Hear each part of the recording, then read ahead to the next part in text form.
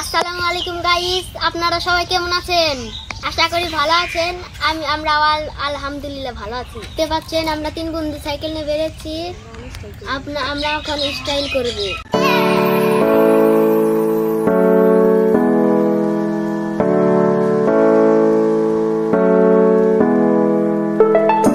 दिन मर जाएगा कुत्ते की मौत।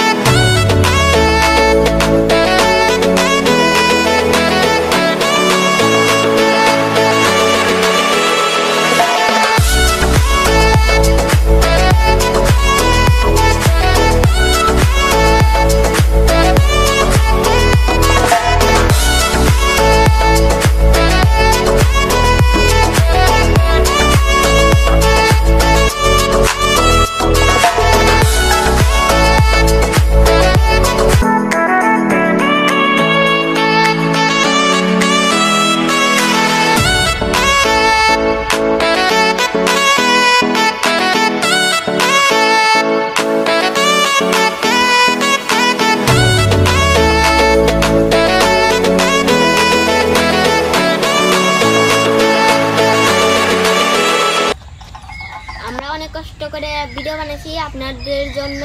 লাইক করবেন, সাবস্ক্রাইব করবেন।